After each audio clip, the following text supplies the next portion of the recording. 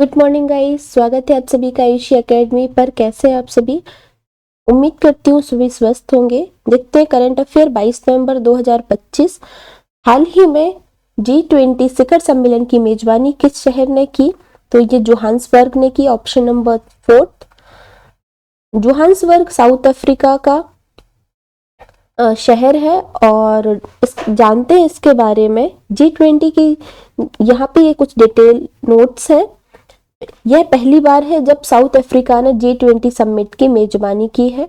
ये पहली बार है कि साउथ अफ्रीका ने G20 समिट की मेजबानी की है और भारत सहित 20 प्रमुख अर्थव्यवस्थाएं प्लस AU सदस्य शामिल हुए इस बैठक में।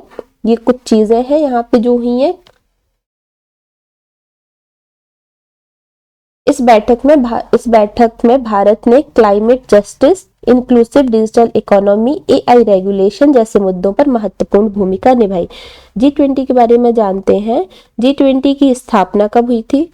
G20 की स्थापना 1999 में हुई थी और ये एक वैश्विक आर्थिक और वित्तीय मुद्दों पर चर्चा हेतु एक मंच है और 2008 के बाद G20 शिखर सम्मेलन को प्रतिवर्ष न्यूनतम एक बार क्रमिक अध्यक्षता में आयोजित किया जाता है और इसमें प्रत्येक सदस्य के शासन प्रमुख या राष्ट्र प्रमुख जो होते हैं, वित्त मंत्री, विदेश मंत्री और अन्य उच्च पदस्थ अधिकारी शामिल होते हैं। यूरोपीय संघ का प्रतिनिधित्व यूरोपीय आयोग और यूरोपीय केंद्रीय बैंक द्वारा किया जाता है और इसमें दूसरे देश भी शामिल हैं। G20 2023 में इसका आयोजन कहाँ हुआ था? 2023 में भारत में इसका आयोजन हुआ था। 2023 भारत में आयोजन हुआ था जिसकी अध्यक्षता नरेंद्र मोदी ने की थी और G20 में एक नया देश शामिल हुआ था। कौन सा? वो साउथ अफ्रीका ही था जहाँ पे अभी हो रही है। तो साउथ अफ्रीका कब शामिल हुआ था? साउथ अफ्रीका 2023 में, जो भारत में G20 समिट हुआ था, जो इंडिया में समिट हुआ था, तब शामिल हुआ था। क्वेश्चन नंबर 2 देखते हैं। नाबार्ड ने हाल ही में किस संगठन के साथ मिलकर देश का पहला फिनटेक फास्ट आयोजित किया है? तो इसका सही आंसर है IAMAI। NABARD plus international and mobile association of India ने पहली बार भारत का फिनटेक फास्ट कार्यक्रम आयोजित किया और ये कहाँ पे हुआ है? तो ये ध्यान रखिएगा, ये हैदराबाद में हुआ है और इसका उद्देश्य ग्रामीण क्षेत्रों में वित्तीय तकनीक को बढ़ावा देना, डिजिटल भुगतान और एग्रीटेक को मजबूत करना, किसान को आसान डिजिटल क्रेडिट सॉल्यूशन देना। तो ये 3 इसके प्रमुख उद्देश्य हैं और फास्ट में 200 प्लस स्टार्टअप, डिजिटल लैंडिंग कंपनियां और बैंक शामिल हैं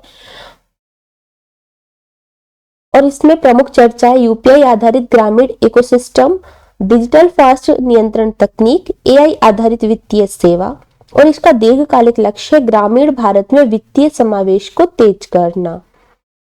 चलते हैं क्वेश्चन नंबर 3 की ओर। अमेरिका ने हाल ही में किस देश को मेजर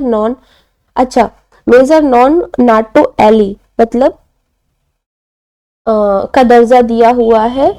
तो गैर नाटो इनका एक जो संघ है नाटो का, तो उसमें तो इसने किसको दिया हुआ है? संघ है, तो किसने दिया है? अमेरिका ने सऊदी अरेबिया को दिया हुआ है। किसने दिया हुआ है? अमेरिका ने सऊदी अरेबिया को दिया हुआ है और इसको मैं यहाँ पे लिख देती हूँ। ये है गैर नाटो सहयोगी। कौन बनाया है? किसको बनाया है इसने? इसने सऊदी अरेबिया को बनाया हुआ है।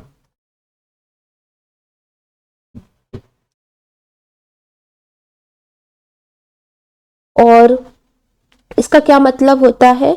इसका क्या मतलब होता है? गैर नाटो सहयोगी का क्या मतलब होता है कि नॉन नाटो एली मतलब ऐसा विशेष सुरक्षा दर्जा जो नाटो का सदस्य ना होते हुए भी मिलता है।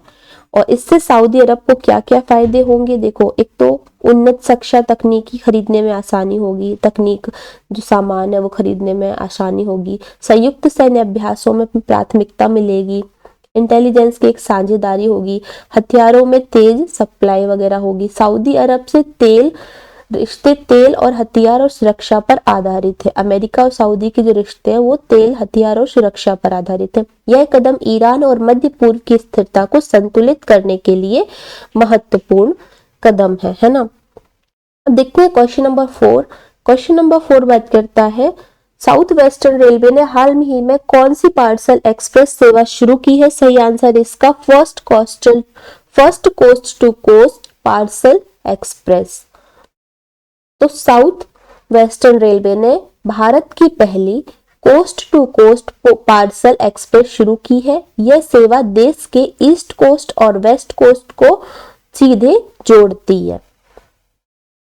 पार्सल डिलीवरी का समय कम हुआ, इससे क्या क्या फायदे हुए, ये हमारे कुछ इसमें फायदे हैं। एमएसएमई और ई कॉमर्स को बड़ी सुविधा हुई। यह भारत का लॉजिस्टिक क्रांति के रूप में एक बड़ा कदम है और ट्रैकिंग सिस्टम पूरी तरह डिजिटल हो गया। इससे व्यापार और छोटे व्यवसायों को, उद्योगों को काफी लाभ होगा। क्वेश्चन नंबर 5 की बात करते हैं। हाल ही में भारत का मोस्ट वैल्यूएबल ब्रांड किसे घोषित किया गया है। HDFC bank.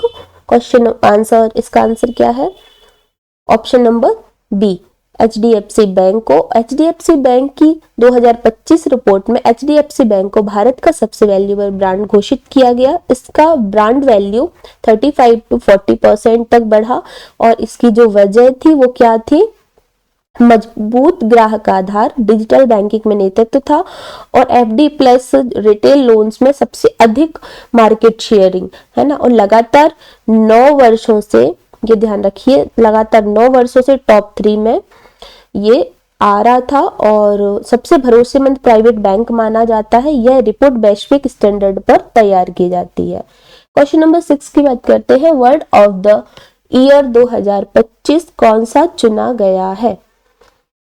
तो ये है पैरासोशल। क्या चुना गया है, पैरासोशल।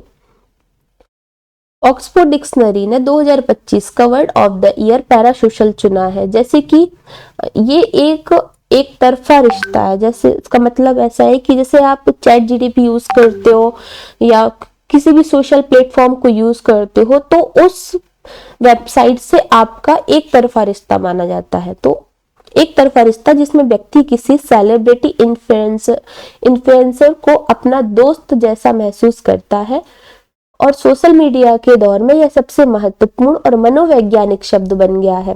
लोग रील्स, ब्लॉग्स, लाइव स्ट्रीम देखकर इमोशनल अटैचमेंट बना लेते हैं, जहां पर लोग क्या करते हैं, अपना एक इमोशनल अटैचमेंट हो जाता है। जैसे कि बहुत सारे ऐसे लोग हैं जिनको हम नहीं जानते पर्सनली, लेकिन हम उनको रील्स वगैरह, ब्लॉग्स में देख देख के उनसे एक अपना इमोशनली एक रिश्ता बना लेते हैं।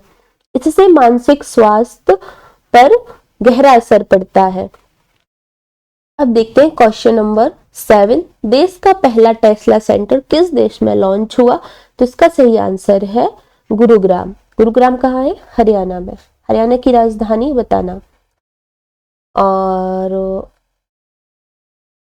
टेस्ला ने भारत में अपना पहला आधिकारिक सेंटर गुरुग्राम, हरियाणा में खोला और ये भारत में ईवी एवोल्यूशन का बड़ा कदम माना जा रहा है और इसमें जितने भी ई व्हीकल्स थे उन पे काम होगा और टेस्ला भारत बाजार में मॉडल वाई और मॉडल 3 लाने की तैयारी में है। भारत सरकार ईवी पॉलिसी के तहत टेस्ला को बड़ा समर्थन दे रही है और ये इसमें देखो demo vehicles, charging solution, service support और प्री बुकिंग सुविधा जैसी चीजें भी इसमें शामिल होंगी, ये ध्यान रखिएगा। अब चलते हैं क्वेश्चन नंबर 8 की ओर। किस देश में 21 नवंबर 2025 को आयोजित हुए एयर शो में IAF इंडियन एयर फोर्स का तेजस विमान दुर्घटनाग्रस्त हुआ। ये बहुत ही दुखद घटना है जो कल को हुई। जैसा कि हम सभी जानते हैं इसकी एक जांच होगी और पता चलेगा कि क्या दिक्कत थी इसमें और किस वजह से हुआ। सही इसका जो भी चूक हुई है वो सामने निकल के आएगी। तो ये कहाँ हो रहा था, ये दुबई में हो रहा था और यह दुर्घटना दुबई एयर शो में हुई थी। तेजस लाइट कॉम्बैट एयरक्राफ्ट के दौरान नियंत्रण खो गया, जिससे पायलट की जान चली गई। यह घटना सुरक्षा मानकों पर सवाल उठाती है और भारतीय वायुसेना और रक्षा मंत्रालय के लिए ये चिंताजनक की बात है और देश के लिए भी है कि कैसे हो गया। हमने मतलब तेजस अगर कहीं पे अपना नियंत्रण जिसने खो दिया तो ये एक बहुत बड़ी बात है। और अभी जैसे ब्लास्ट हुआ फिर ये वाला काम हुआ तो इसमें कहीं ना कहीं इसकी जांच अच्छे से होगी और सामने आएंगी चीजें कि क्या प्रॉब्लम्स हुई है इसमें, है ना। देखते हैं question number 9। National deep sea mission के तहत मत्स्य 6000 हाल ही में कितनी गहराई तक पहुंचा है? तो ये कितने तक पहुंचा है? ये 4500 मीटर तक पहुंचा है। और मत्स्य 6000 भारत का पहला ह्यूमन कॉप्योइड डीप सी सबमरीन है। ये क्या है? और यह डीप सी मिशन के तहत DRDO प्लस NIOT द्वारा विकसित किया गया है। हाल ही में 4500 मीटर गहराई तक सफल परीक्षण किया। इससे लक्ष्य भविष्य में 600 मीटर तक जाना है। इसका जो लक्ष्य है वो कितने तक है? 6000 मीटर तक जाना है, सॉरी। और ये समुद्रयान मिशन के तहत किया जा रहा है और इसमें 3 लोग अंदर बैठकर जा सकते हैं। और ये इसका जो प्रमुख उद्देश्य है समुद्रयान का, उसमें 3 वैज्ञानिकों को समुद्र की 6000 मीटर की गहराई तक ले जाएगा और ये पनडुब्बी दुर्लभ खनिज और समुद्री जीवन की खोज जैसे विभिन्न वैज्ञानिक अध्ययनों के लिए डिजाइन किया गया है और 12 घंटे तक ये काम कर सकता है और आपातकाल में 96 आवर्स तक ये चल सकता है, ठीक है। और इसकी जो संरचना है वो एक टाइटेनियम मिश्र धातु से बना हुआ है ना, जो उच्च दाब का सामना कर सकती है। और इसका जो मिशन है वो उद्देश्य गहरे समुद्र के अन्वेषण और वैज्ञानिक सेंसरों को तैनात करने और दुर्लभ समुद्री संसाधनों की खोज करना है। चलिए अब हम मिलते हैं नेक्स्ट क्लास में। धन्यवाद, आप सभी का दिन शुभ हो। देखते हैं अब नेक्स्ट क्लास को, तो मिलते हैं कल। और चैनल को लाइक कीजिए, शेयर कीजिए, सब्सक्राइब कीजिए, कमेंट करके बताइए कि हमें और क्या इसमें सुधार लाने चाहिए। धन्यवाद।